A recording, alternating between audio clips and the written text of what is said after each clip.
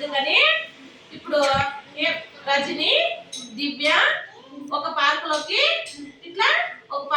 వెళ్ళినారనమాట. ఇది పార్కు. ఈ పార్క్ లో ఉయ్యాల ఉందన్నమాట. ఈ ఉయ్యల్లో పార్కు దగ్గరకు వెళ్ళి ఏం చేస్తుంది, రజని పరిగెత్తిపోయింది అనమాట. పరిగెత్తిపోయి పక్కన కూర్చొనేసేసింది. ఉయ్యల్లో కూర్చొనేసేసి ఉయ్యలు ఊగుతా అందనమాట. ఈ దివ్య ఏం చేసింది, అయ్యో రజని ఎక్కేసింది అని బాధపడతా ఉంటుందనమాట. బాధపడతా ఉంటుందన్నమాట. బాధపడితే అప్పుడు తనకి రజనికి ఏం తెలుసా, వాళ్ళ అమ్మ చెప్పిన మాట గుర్తొచ్చింది అనమాట. అప్పుడేం చెప్పింది దివ్యకి రజని, మరి నేను ఆడిన తర్వాత ఇద్దరు నువ్వు ఆడదు అంట, ఒకరి తర్వాత ఒకరు మనం ఉయ్యాలు ఆడదామని చెప్పేసి చెప్పింది అనమాట. అప్పుడు సంతోషపడింది అనమాట. అప్పుడు ఏం చేసింది రజని, కొద్దిసేపు ఆగి కింద దిగింది.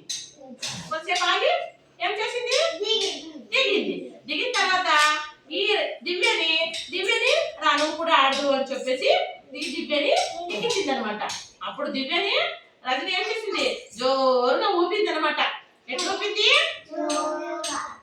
జోరుగా ఊపింది కదా. జోరుగా ఊపితే అప్పుడు సంతోషంగా ఉన్నాడనమాట కదా.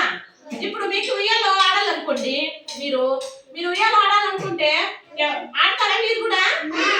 ఇప్పుడు మీరు ఇద్దరు ఉన్నారనుకోండి, దీక్షిత్తులను అక్షయ ఇద్దరు ఉన్నారు. ఎట్లా ఆడతారు మీరు? ఒకేసారి కూర్చొని ఆడే అవుతుందా ఉయ్యాలు? మరి ఏం చేస్తారు? Very good. ఏం చేస్తారు? ఒకరి తర్వాత ఒకరు ఆడతారు కదా. ఒకరి తర్వాత ఒకరు ఆడాలా కదా. అప్పుడు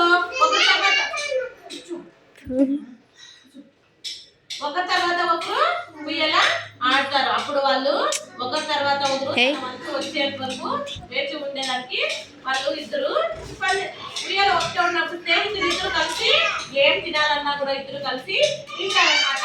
ఫ్రెండ్స్